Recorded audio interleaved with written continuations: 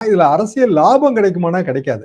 என்ன ரீசன் அப்படின்னா, அரசு உடனடியாக கியூஆர் பண்ணிருக்கு. அதாவது குயிக் ரெஸ்பான்ஸ்.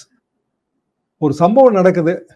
அந்த சம்பவத்துல உடனடியா அரசு எப்படி தலையிட்டு அதற்கான தீர்வு கண்டிருக்கிறதுங்கிறத வச்சுதான் மக்கள் எடை போடுவாங்க. இப்போ உதாரணமாக சாத்தாங்குளம் சம்பவம், அது போன ஆட்சியில் நடந்தது. 2 பேர் கொல்லப்பட்டார்கள். கொல்லப்பட்ட பிறகு அன்றைய முதலமைச்சர் எடப்பாடி பழனிசாமி அவர்கள் என்ன சொன்னாரு? இல்ல அவங்க தரையில விழுந்து புரண்டாங்க, அதுல ஏற்பட்ட காயம்தான். ஒருத்தருக்கு உடம்பு சரியில்லாம இருந்தது. அப்படிதான் ஒரு 3 நாளா அப்படிதான் ஓடிட்டு இருந்ததுங்க. 3-4 நாளா. இன்னும் சொல்ல போனால் போலீஸ் ஸ்டேஷனை ரெவென்யூ டிபார்ட்மெண்ட்டுக்கு மாத்தி கோர்ட் உத்தரவு போட்டது. சம்பந்தப்பட்ட போலீஸ் ஸ்டேஷன், சாத்தாங்குளம் போலீஸ் ஸ்டேஷனை போலீஸ் கட்டுப்பாட்டுல இருந்தே எடுத்துட்டாங்க. எடுத்து அதை ரெவென்யூ டிபார்ட்மெண்ட் நிர்வகிக்கணுங்கிற உத்தரவு போடப்பட்டது. அவ்வளவு சீரியஸான மேட்டரா அது மாறுச்சு.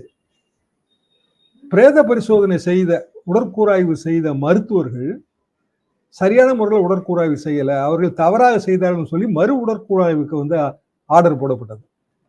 எல்லா எதிர்கட்சிகளும் கோரிக்கை விடுத்தன. அன்றைக்கு எதிர்கட்சி திமுக சார்பாக மு.க. ஸ்டாலின் அவர்கள் போனார்கள், ஆறுதல் கூறினார்கள். அதற்கு பிறகு எல்லாரும் விடுத்த கோரிக்கைக்கு பிறகுதான் சிபிஐ விசாரணைக்கு அது போனது. இதுதான் பழைய சம்பவம். அப்ப லாக்அப் டெத் எப்படி நடந்தாலும் அதை நம்ம கண்டிக்கிறோம். ஏன்னா வளர்ந்த நாகரிகமான ஒரு சமுதாயத்துல காவல் மரணங்கள் என்பது மிக கொடுமையானது. என்னோட பிஹெச்டி தீசிஸே அதாங்க, role of investigative journalism in curbing police atrocities.